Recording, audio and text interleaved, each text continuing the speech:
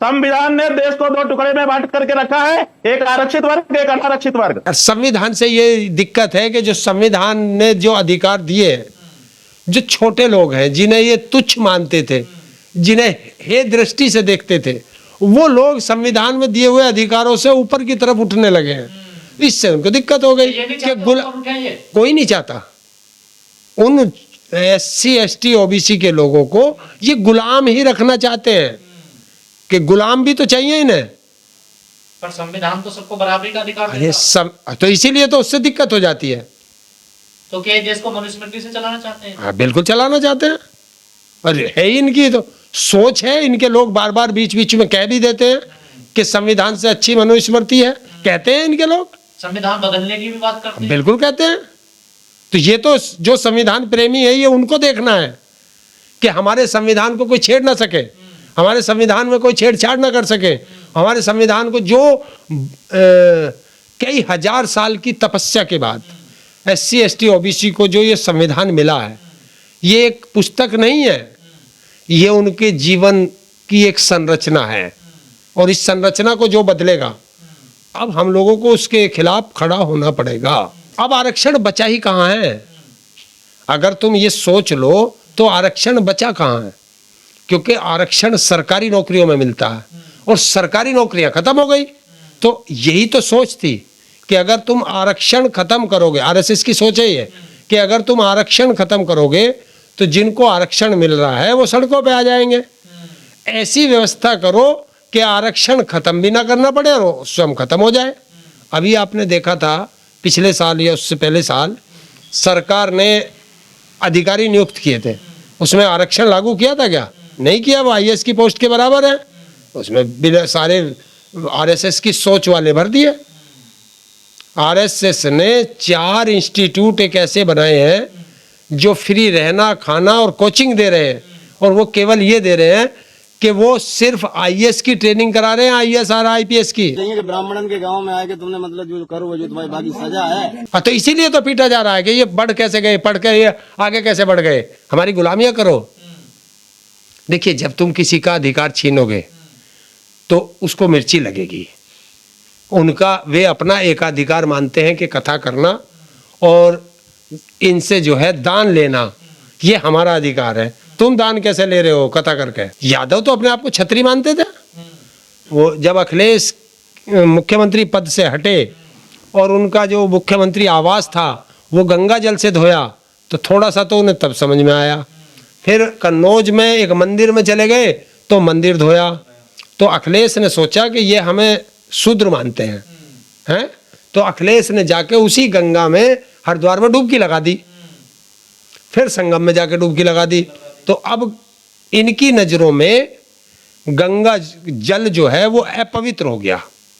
तो अब ये गंगा जल से नहीं करते, अब गोमूत्र से करते थे। और गोमूत्र से करते करते फिर जो है इन्हें एक नया फार्मूला मिल गया, वो इटावा वाली भाभी जी का मूत्र मिल गया, अब उससे छिड़काव कर रहे हैं।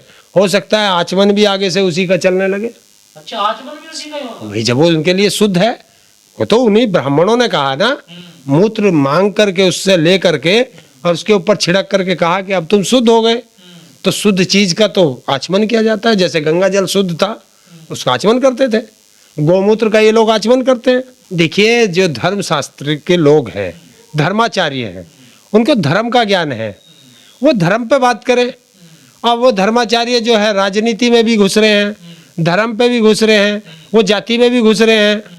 तो ये कहाँ कहाँ करेंगे? इसीलिए जो धर्माचार्यों की जो मान्यता थी वो हमारे देश में ख़त्म होती जा रही है। वो इसीलिए ख़त्म होती जा रही है कि वो समाज के बारे में जो गलत धारणा पैदा करते हैं उससे होती है। संविधान को पूरा देश मानता है, संविधान से ही मेरा देश चलता है, और उसी संविधान को वो कह रहे हैं कि संविधान ने 2 भागों में बांट दिया। देखिए, आरक्षण से RSS को पूरा दिक्कत है, और वही उसी आरक्षण से BJP को दिक्कत है, उसी आरक्षण से जो उच्च वर्ग है उनको दिक्कत है। तो इस आरक्षण से बहुत लोगों को दिक्कत है, और वो इसलिए दिक्कत है कि वो नहीं चाहते जो दबे कुचले लोग हैं वो ऊपर उठ जाएं और वो समानता के अधिकार में आ जाएं। तो इससे तो सबको दिक्कत रहेगी। शंकराचार्य ऊंच नीच छुआछूत भेदभाव का तो बोलते नहीं है लोग। हैं? क्यों बोलेंगे? छूत भेदभाव ऊंच नीच पे तो बोलते नहीं है लोग। देखिए क्यों बोलेंगे ये जब मेरी मानसिकता ये होगी कि मैं सिर्फ एक सामने वाले को अपने से छोटा मानूं, तो फिर मैं उस पर क्यों बोलूंगा? मेरी मानसिकता है ना ये, तो वो मानसिकता है उन लोगों की। और धर्माचार्य बन गए, मैंने तो देखा नहीं कहीं धर्माचार्यों का कभी कोई चुनाव हुआ हो कि भाई ये भी धर्माचार्य हो जाएंगे, कि एससी का कथा नहीं कर सकता, यादव कथा नहीं कर सकता है। इलाहाबाद में क्या हुआ? अरे यार इनको सबको छोड़ दीजिए। आप जो है एक चीज मान के चलिए, जो रामायण लिखी गई थी, सबसे पहली रामायण लिखी गई थी, वो किसने लिखी थी? वाल्मीकि जी। वाल्मीकि कौन था? ये उसी की लिखी किताब की तो कथा है जो करते हैं ये लोग। ये बताओ वेद व्यास कौन थे? पिछले थे वो भी, दलित शुद्ध थे वो। तो मुझे बताओ ना ब्राह्मणों ने क्या लिखा, बताओ ना। और वो मनुस्मृति को ये लागू करना चाहते हैं, जो मनुस्मृति उन्होंने लिखी लिखे उसे लागू करना चाहते हैं ये लोग। इनको तो अधिकार ही नहीं है रामायण की राम की बात करने का। ब्राह्मणों को? हाँ, किसी को भी अधिकार नहीं है। क्यों? वो वाल्मीकि जी किसके थे? एससी के थे, तो एससी वाले पूजे उसे, एससी वालों के भगवान है वो, तो उनके भगवान ने बोली किताब लिखी है। तो भगवान कृष्ण यादवों के थे। हाँ, तो यादव कौन है? पिछड़े हैं, तो मानना चाहिए पिछड़ों को। संविधान ही तो कह रहा है, मनुस्मृति मानने वाले तो कह रहे 2014 में देश आजाद हुआ।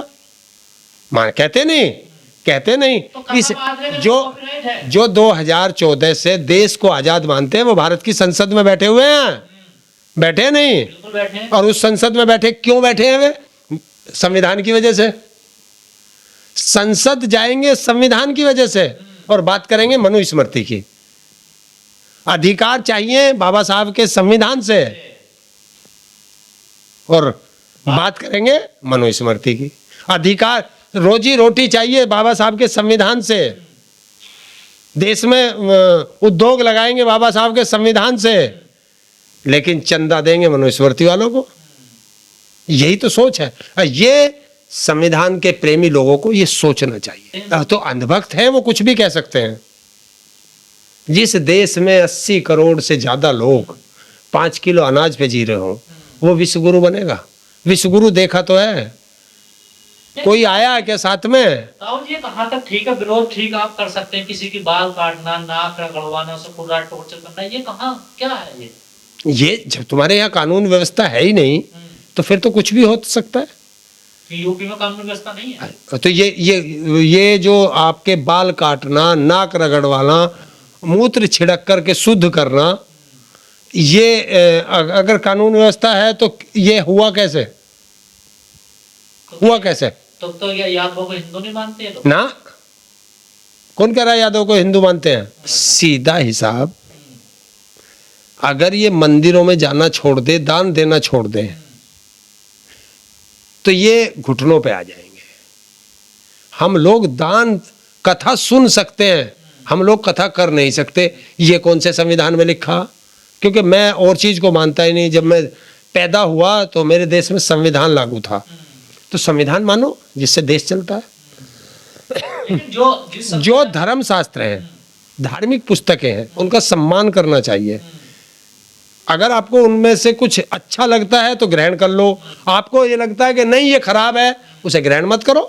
क्यों करते हो ग्रहण? क्या जबरदस्ती थोड़ा ही है? लेकिन संविधान एक ऐसी चीज है कि उसके अनुसार हमें चलना पड़ेगा। ये हमारा देश का कानून कहता है, और वो कानून बना किससे? इसी संविधान से। देख भाई, हम भी हिंदू हैं, हमने तो कभी वोट दी नहीं कि शंकराचार्य कौन बनेगा। तो ये चारों ब्राह्मण ही क्यों बनते हैं? पिछड़ा, दलित, ये ब्राह्मण, ये क्यों नहीं बनते? हम एक चीज पूछना चाहते हैं, उसी में लिखा होगा जो वर्ण व्यवस्था इन्होंने बनाई। ब्राह्मण किसे कहा गया? जिसको ज्ञान होगा वही ब्राह्मण है। इसमें जाति कहाँ से आ गई? पर यहाँ तो फेल हो गए। अरे हाँ, तो ये लोग क्या करते हैं? ये तो अपनी चला रहे ना। चितवी मेरी, पटवी मेरी, अंटा मेरे बाबा का, ये चलता है। वरना जो वर्ण व्यवस्था थी, वो जो जिस काम को कर रहा था उसे वो दे दिया गया था उस समय। जब उसने वो काम छोड़ दिया, अगर एससी का एक वर्ण चमड़े का काम करता था तो उसे कहते थे। अब चमड़े का काम उसने बंद कर दिया, तो वो उसकी जो आने वाली जनरेशन है वो ही थोड़ा ही रहेगी। अगर वो पढ़ लिख लिया तो वो आप ज्ञानी हो गया। तो मानते कहाँ हैं? हाँ, ये माने क्यों? अच्छा, किसी का अधिकार छिनेगा तो वो इतनी जल्दी मान जाएगा? उसी को मानने के लिए ही तो बाबा साहब ने ये संविधान दिया था। देश का प्रधानमंत्री जो इस समय है, वो आदमी आकर के संसद के अंदर कहता है कि मैं तो पिछड़ा हूं। वो जातिवाद क्यों फैला रहा? फिर वो क्यों कहता है कि ये पसमानदा मुसलमान है, ये दूसरे मुसलमान है? वही पसमानदा मुसलमानों के घर बिहार के अंदर 31 लाख उनने वो ईदी भेजी है इसी बार। किसी जो हिंदू का ठेकेदार है उसने भेजी है, और किसी हिंदू के यहाँ दिवाली पे कोई मिठाई का डिब्बा भेजा हो, होली पे किसी हिंदू के यहाँ कोई जरा सा गुलाल भेजा हो।